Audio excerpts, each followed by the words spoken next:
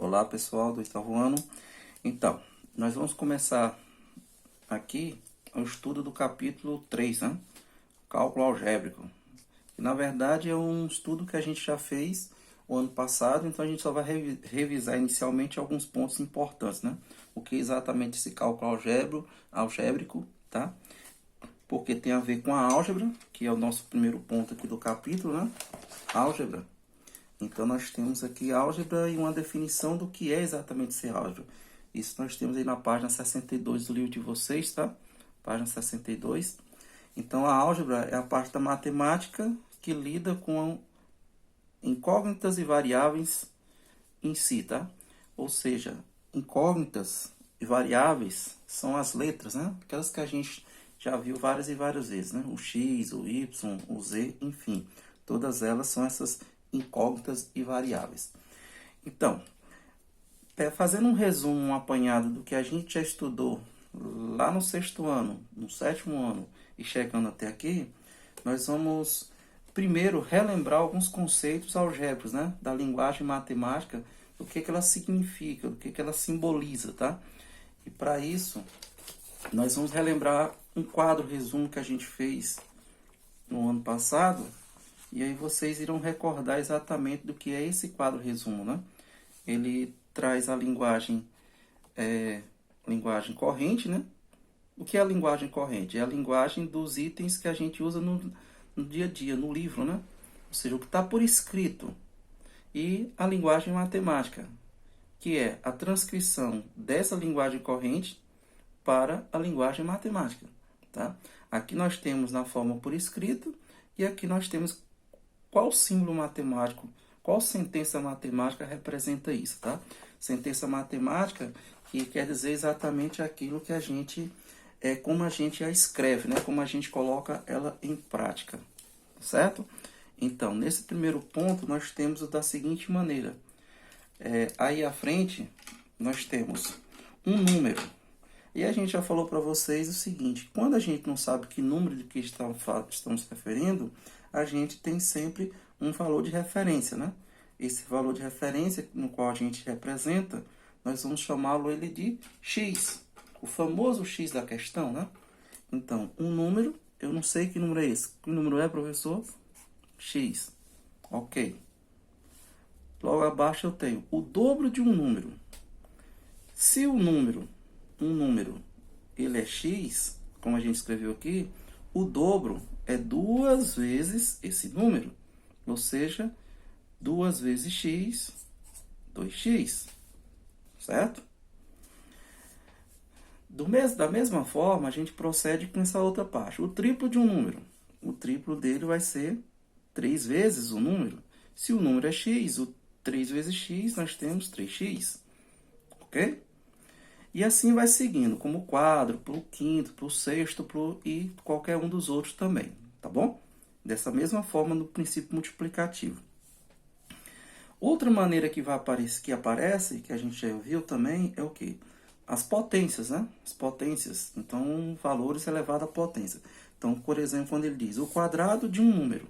Se o nosso número ele é o x, levando-se em conta que eu não sei que número é esse, que não temos conhecido, o quadrado desse número é x ao quadrado, tá? O cubo do número é x ao cubo. E assim vai seguir novamente também com todas as outras potências, né? A quarta potência, o número elevado à quinta e por aí vai, tá? Frações. O número também desconhecido pode ser representado por meio de fração. Então, nós temos aqui, por exemplo, a metade de um número. A metade de um número, se a gente for pegar qualquer número da matemática, a metade dele é você pegar e dividir por 2, certo? Então, a metade do número é dividi-lo por 2. E dividir por 2 aqui significa fração. Então, o número, eu não sei, é x. Dividido por 2, então x sobre 2. Metade de um número. Terça parte. Terça parte é a divisão por 3. Então, a terça parte do número vai ser o mesmo x dividido para 3. X dividido para 3. Ok? E assim vai funcionar com a quinta parte, a quarta parte, quinta parte, sexta parte, enfim, tá? Qualquer um deles que remete a uma fração, você vai colocar o número que remete a essa fração aqui embaixo no denominador e o número desconhecido lá no numerador, ok? Outros que a gente trabalhou também, é bom a gente relembrar também sobre a questão do sucessor, antecessor e consecutivo, né? Sucessor de um número, a gente lembrar o conceito de sucessor é que sucessor é sempre o que vem depois do número, né? Então eu vou ter x, que é o número, que eu não sei, tá? O sucessor é mais um. Por que mais um, professor? Por causa que o sucessor de um número é sempre aquele número mais um. Exemplo, 3. O sucessor do 3 é o 4, porque é o 3 mais 1. O sucessor do 5 é o 6, porque é o 5 mais 1. Por isso que nós temos x, que é o número, aí eu posso usar qualquer número que eu queira, mais 1, para encontrar esse sucessor. Da mesma maneira que, para encontrar o antecessor, eu retiro 1, então é x menos 1, tá? E o consecutivo, que é a mesma coisa de sucessor, x mais 1, certo? Então, esse aqui é um quadro, é uma tabela, tá? Em que nós temos aí uma revisão, por isso que eu coloquei no título aqui, revisando, tá? O título logo em cima tá aqui, revisando, porque isso aqui a gente estudou lá no sexto ano e no sétimo ano também, né? Mais no sétimo ano do que no sexto. No sexto a gente pegou uma noção e no sétimo a gente anotou, tá? Então, deixa eu ajustar aqui um pouco mais, porque aí vocês podem, por exemplo, aqui, certo?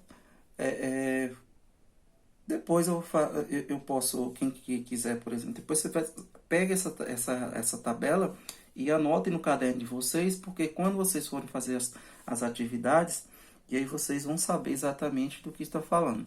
Por isso que eu parei mais ou menos aqui, porque você pode dar uma pausa nesse ponto, tá? Enquanto você copia todos eles, certo? Descer aqui um pouquinho. E aí é importante que você tenha essa base anotada no seu caderno para tal, ok? Esse é o primeiro ponto que a gente precisa lembrar.